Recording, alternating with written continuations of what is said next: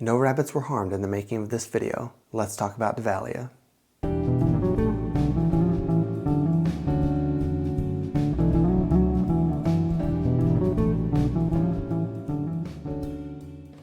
What's up, fellow plant enthusiasts? My name is Dylan and this is Baines Botanicals. Today we're going to be talking about Davallia, also known as the rabbit's foot fern, because if we look at the rhizomes, they are kind of fuzzy and soft like a rabbit's foot.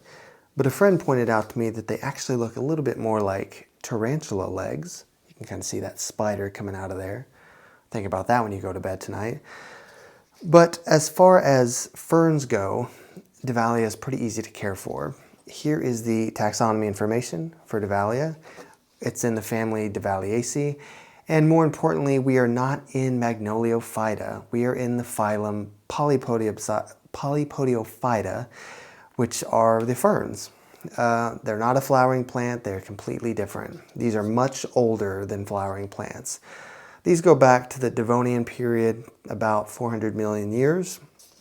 So they are not as advanced, you should say, as a flowering plant is. As far as care goes, these guys need medium light, low to medium light.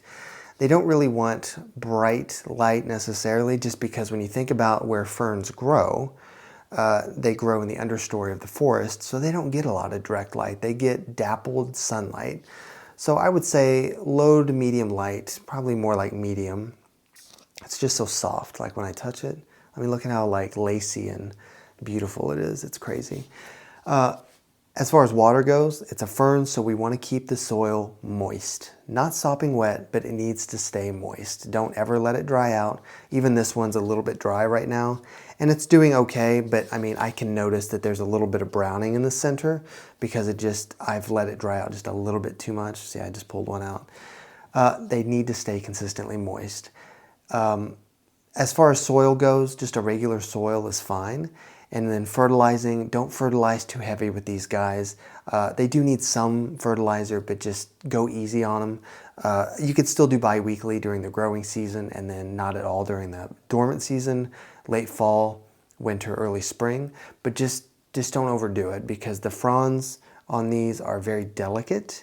They don't stand up to a lot of over-fertilization and things like that. They can also be a little bit susceptible to some minerals in water, but you should be okay with tap water. Just kind of keep an eye on them. If you start to see a lot of brown tips, it could be because of the quality of your water. It could also be because of humidity. That's another important thing with ferns. These need humidity. They need supplemental humidity almost always. You could do the pebble tray method, stick some pebbles in like a little tray and set this on top. You could do a humidifier, which I have two. You can mist. Misting isn't the best, but it's fun, and it does provide some humidity.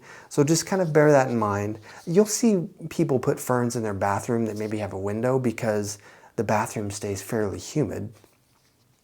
So yeah, humidity, really important for these guys because they're ferns.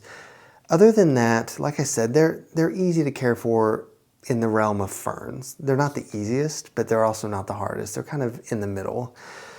But they are gorgeous. I mean, it's just such a nice looking plant. Like, it just makes me think of like a rainy forest and walking through and like smelling that kind of beautiful spring smell. Anyway, it doesn't smell like spring though. It doesn't smell like anything. I think that's all I had about Davallia. Let me know if you guys have any questions. Let me know if you have any cool experiences or any unique species of Davallia.